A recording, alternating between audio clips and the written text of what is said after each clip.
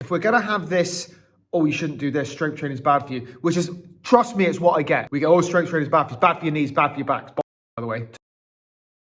Why is strength training superior? Why is it the only type of workout I would do if someone gave me the choice of, you can only do one? Before we go into that, please don't forget to hit subscribe if you haven't done it already.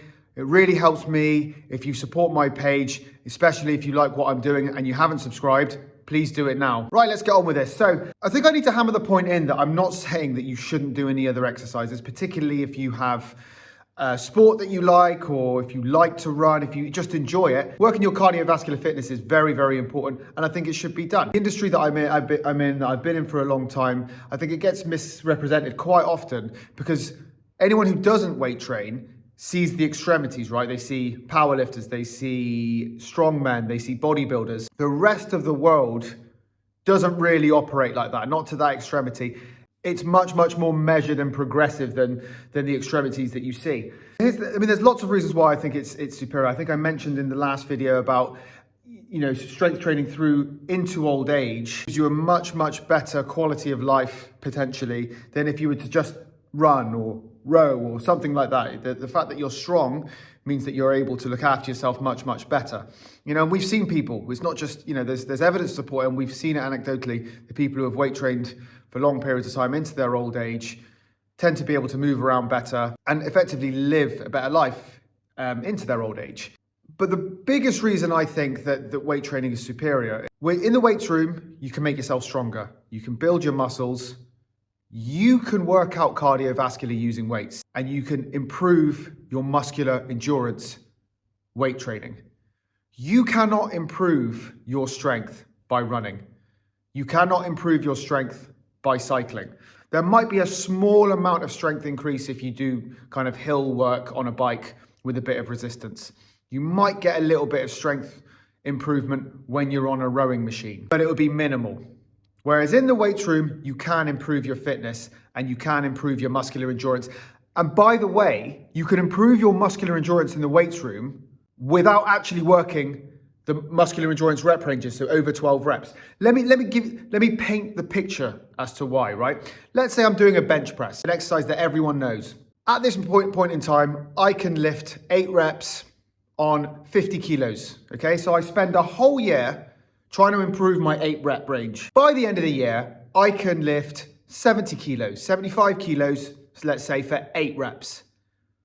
What do you think I can then lift for the 50 reps that I was doing 8 on at the start of the year? All of a sudden, if I can do 8 reps and 75, well, I can do 12, 15, 20 maybe on the 50 kilo weight that I was doing at the start of the year. The fact that I've improved my 8 rep range by default means I've improved my endurance. That doesn't really happen the other way around. Okay, so I'm not here trying to tell you that you shouldn't do any other type of exercise. You should, especially if you fucking enjoy it. You absolutely should.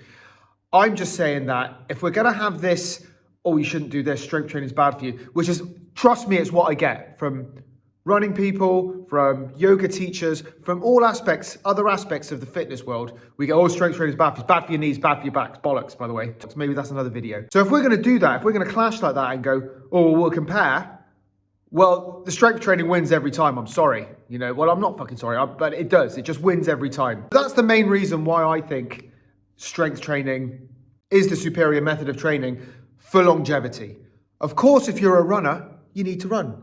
Of course, if you're a rower, you need to row. Another thing I thought about the other day, right? So when people say, is that, getting strong and bodybuilding, two totally different fucking things. So when someone who says, okay, you shouldn't get too strong, that's what I've heard in the past. You're too strong for running, Now, if someone turned around and said, you're too big for running, you're getting too big for running, then I'd have a little bit more understanding. Or you're getting too bulky for running, carrying more weight, whatever. I can see that. I can relate with that.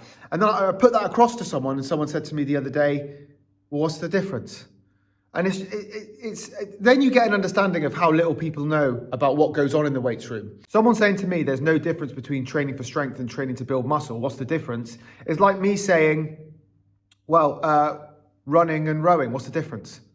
Okay, is there some level of crossover with running and rowing? Of course there is. Your cardiovascular health improves. In the same way as if you're trying to build muscle for size and trying to build strength in the gym, you get a bit of crossover. If you're trying to build strength, you'll gain some muscle. If you try and gain muscle, you'll build some strength. But they're two different things. In the same way as rowing and running will work your cardiovascular fitness, but they're two different disciplines. Okay, if you're a runner trying to run a marathon, you're not going to row for it, are you? And if you're a rower trying to compete in a competition, you're not going to run for it, are you? That's what I think. Let me know what you think in the comments, and please don't forget to subscribe. I'll see you next time.